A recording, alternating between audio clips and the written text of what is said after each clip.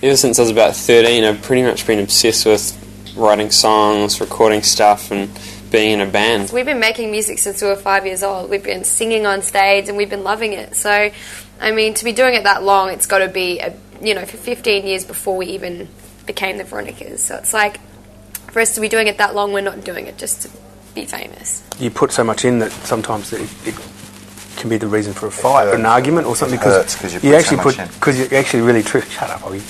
It's the most enjoyable thing you can ever do, doing what you love and you create and then presenting it towards an audience is magic.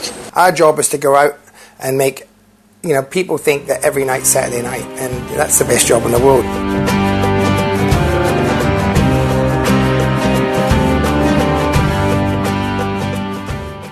You see, video clips of people doing crazy things, whether it's like Motley Crue's video clips from when they first started. They were all living in a share house, in one room of a house together, and their video clips made them look like millionaires. I don't think people, just because you sign to a major label, means you're going to live like a rock star. You can't just get one song on the radio and go buy a fat house. It's not all rock and roll, like trashing hotel rooms and things like that. I mean, it actually, you try it, and it'll cost you a lot of money. I guess from the outside it might look like, but you get to go to all these parties, you get to do this, you get to do that. And which is fun. Which is great, but all of these parties you actually have to go and do media, you have to go and do interviews, you're not really able to drink unless you want to look like a trash bag in all your interviews.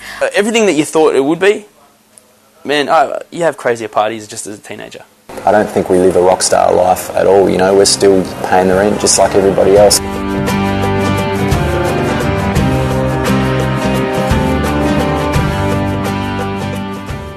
There's so much to do when you're getting your debut out there, I guess, or any album. It is quite a lengthy process, I suppose, writing and recording and all the pre and post and all the stuff you've got to do. It was almost a process of probably like a year to actually get the record together, and once it's out. Getting from the start to the end it can be quite an ordeal, and then people might say, I hate that song, it's crap.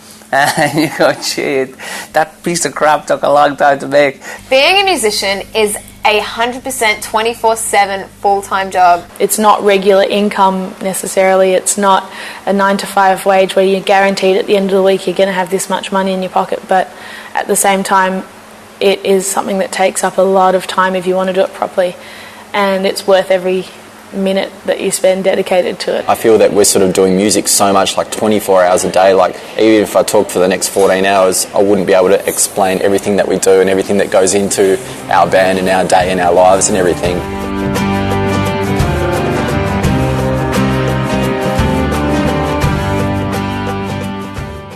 Because there is a decline in record sales, and that's an obvious thing, I think people talk about percentages and so forth, that a lot of bands are looking for other avenues to sort of capitalise on what they've lost, to try to gain it back. These days things are so accessible and so disposable as well, so I think it's people out there have a different mindset, not just in music, about a lot of things, that they can pick something up, not necessarily read what's gone into it and just discard it. And the way to put your band out there in general changes weekly.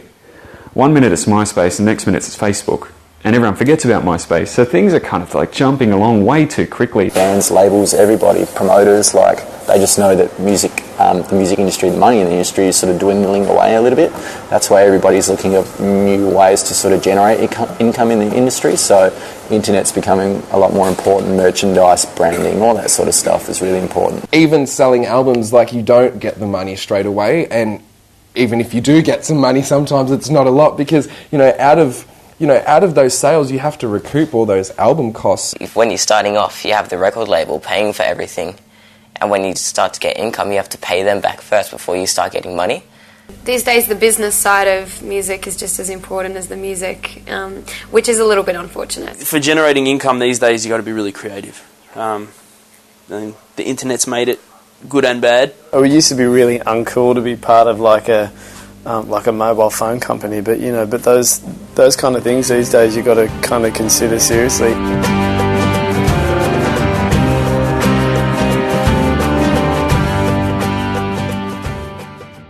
The fact that you've recorded your music is enough that people can hear it, because you can just put it on, get it from your computer onto the worldwide thing, and then anyone can hear it, which is just amazing. So it's just so much more in your hands. For younger bands, it's a really good avenue of promoting yourself. We sort of got out there because we put our music on MySpace and Faster Louder and all these different music websites.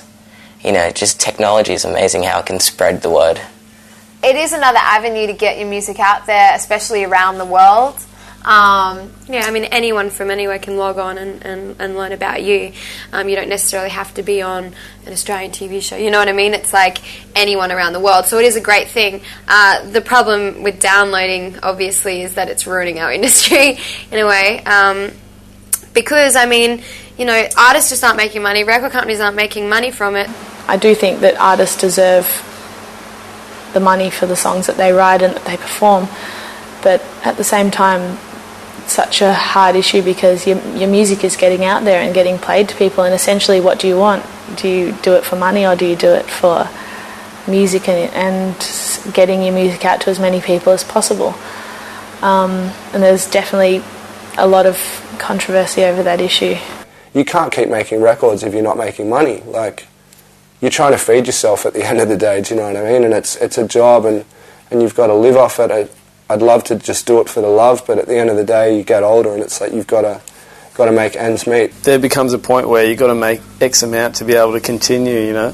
So unless you want to be old mate that lives in Byron Bay and sits in his hinterland shack and just plays an acoustic guitar. The internet has been a godsend and a nightmare for the music industry. There's kids out there who've never bought a CD and never known anything but downloading.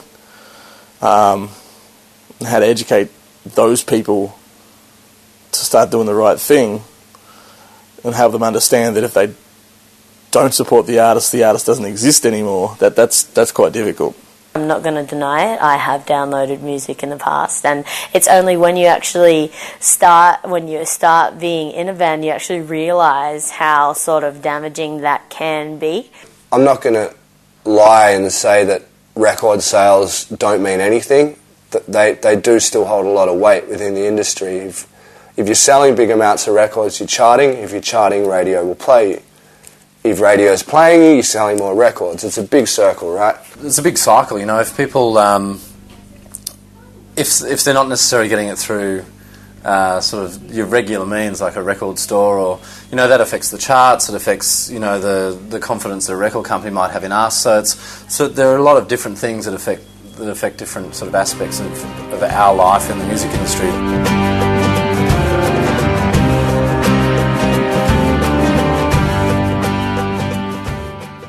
I'm not too sure where it's going to be in 10 years, but hopefully it'll grow. The whole industry is just changed, and it's really hard, I think, probably for most artists to kind of find where they sit and find a comfortable position at the moment.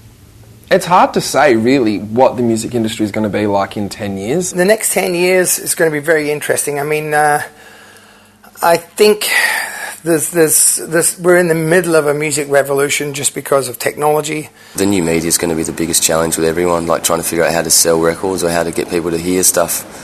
Well, you know, with labels still trying to keep their heads above water. The rate that technology is developing out with iPods and everything like that and the internet, it's just kind of hard to tell where it's going to go. You know, wherever it goes, we're going to just try and continue to make music that we love and hopefully our fans love, and you just kind of have to be very aware of the industry and the way it changes so that you can continue to be as successful as you'd like to be in current. Yeah. Hopefully it will change for the better, and we'll have a lot more support for Australian music, and Australian writers and Australian singers and performers. I'm just going to hope for that.